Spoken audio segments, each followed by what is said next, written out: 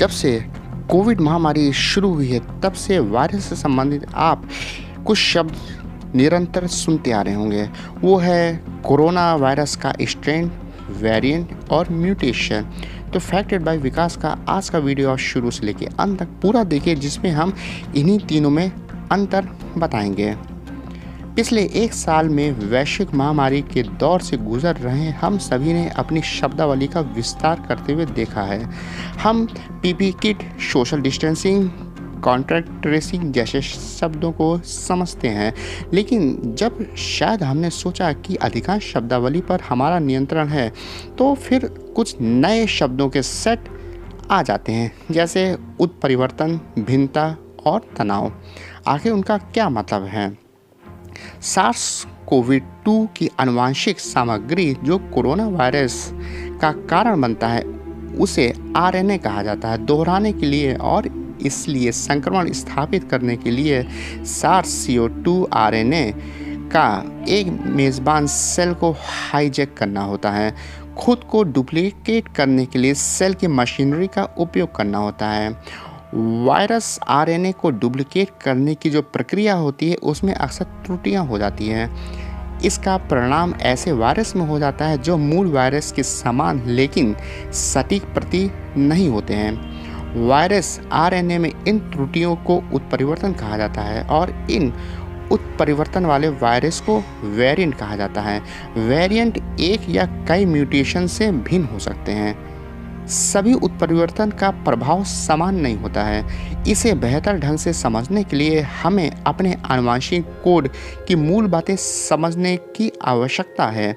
यह कोड एक ब्लूप्रिंट की तरह होती है जिस पर सभी जीवों का निर्माण होता है। जब एक ही बिंदु पर एक उत्परिवर्तन होता है तो यह आवश्यक रूप से किसी भी बिल्डिंग ब्लॉक को नहीं बदलेगा। इस मामले में यह नहीं बदलेगा कि जीव कैसे बनता है। हालांकि कभी कभी ये एकल उत्परिवर्तन आरएनए वायरस के एक हिस्से में होते हैं जो एक विशेष बिल्डिंग ब्लॉक में परिवर्तन का कारण बनता है। कुछ मामलों में कई उत्परिवर्तन हो सकते हैं जो एक साथ बिल्डिंग ब्लॉक को बदल देते हैं। भिन्न भौतिक गुणों को प्रदर्शित करने पर एक प्रकार का स्ट्रेन ही होता है जिसको स्ट्रेन कहा जाता है। सीधे शब्दों में कहे कि एक स्ट्रेन एक प्रकार है जो अलग तरह से बनाया गया है और इसलिए अपने मूल वायरस के लिए यह अलग तरह का व्यवहार करता है। यह व्यवहार अंतर सूक्ष्म या स्पष्ट हो सकते हैं।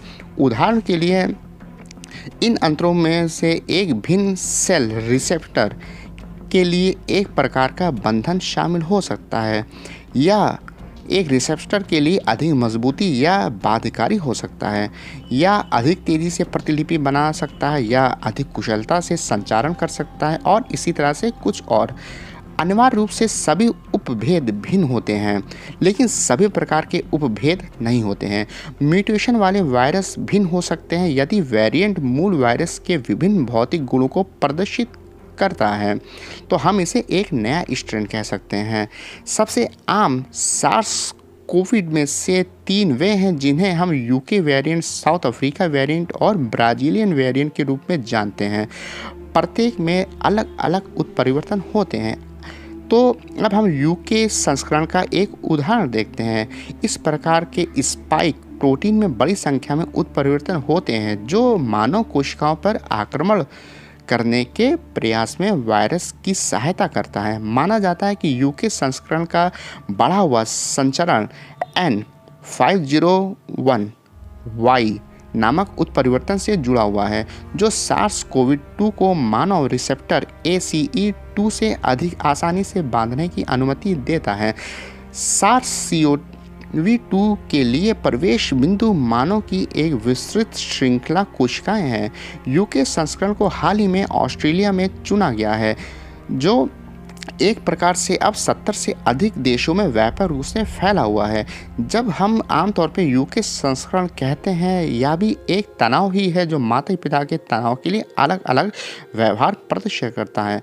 हमें सीखने के लिए और भी बहुत कुछ मिला है। इन शब्दों का सर्वोत्तम उपयोग कैसे किया जाता है इसको लेकर कुछ भ्रम है और इसी को अब हम स्ट्रेन वेरिएंट भी बोलते हैं। यह समझा जाना आवश्यक है कि वेरिएंट शब्द एक अधिक सामान्य है, लेकिन जब विज्ञान दिखाता है कि वेरिएंट अलग तरह का व्यवहार करते हैं तो उन्हें स्ट्रेन कहना अधिक सटीक होता है।